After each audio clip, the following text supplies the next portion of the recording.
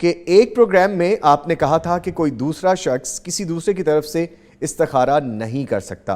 میرا سوال یہ ہے کہ میرے شوہر اگر کوئی کاروبار شروع کرنا چاہتے ہیں تو کیا میں اپنے خاوند کے لیے استخارہ کر سکتی ہوں؟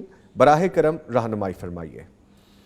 نظامی صاحب، پہلے تو ہم اس بہن سے یہ پوچھیں گے کہ آخر یہ استخارہ اتنا مشکل ہمیں کیوں لگتا ہے؟ جی، ہمارے بھائی جو کاروبار کرنا چاہتے ہیں ظاہر ہے پوری دنیا سے کچھ چیزیں منگوائیں گے، کچھ بیچیں گے، کچھ خریدیں گے، اتنے مشکل کام کر سکتے ہیں، تو یہ استخارہ کون سا مشکل ہے؟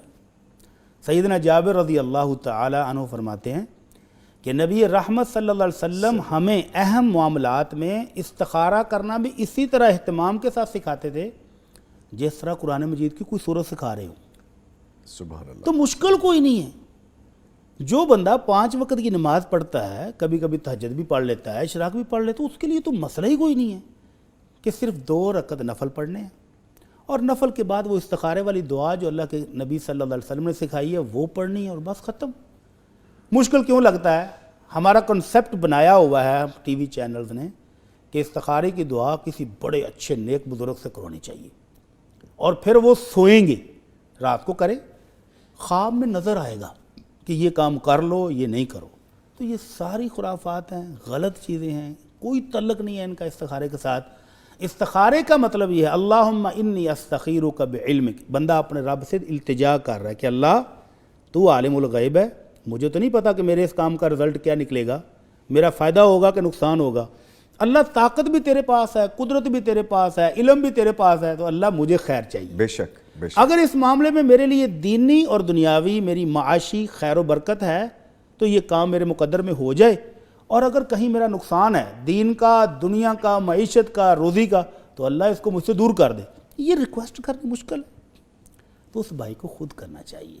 سنت یہی ہے، جب ہم سنت سے ہٹتے ہیں جی، تو پھر وہ بزنس مین آ جاتے ہیں، وہ کہتے ہیں ہر بات کا استخارہ ہم سے کروائیں، آن لائن کروائیں، فیس دیں، تو پھر گڑبڑ ہوتی ہے۔ اب جو تڑپ مجھے ہے میرے اپنے کام کے بارے میں، وہ اس کو کیا ہوگی جس نے کچھ پیسے لیے اور استخارہ کرے؟ اس کو اپنے کام کی تڑپ ہے نا بڑی صاحب، اس کو اپنے کام کی تڑپ ہے، آپ کو تو وہ پتہ تو ہی ہے۔ وہیں تک رہ جائے گی نا۔ جی، تو یہ تڑپ ہمیں ہونی چاہیے کہ میں نے یہ کام کرنا ہے، تو میں رب سے پہلے خیر و برکت مانگ لوں، اور اس کے بعد اگر دل مطمئن ہو جائے تو کر گزریں، رزلٹ کی فکر نہ کریں، رزلٹ آپ نے اس پر چھوڑ دیا ہے۔ بے شک بے شک۔ آپ کی قسمت میں جو بہترین ہوگا وہی ہوگا۔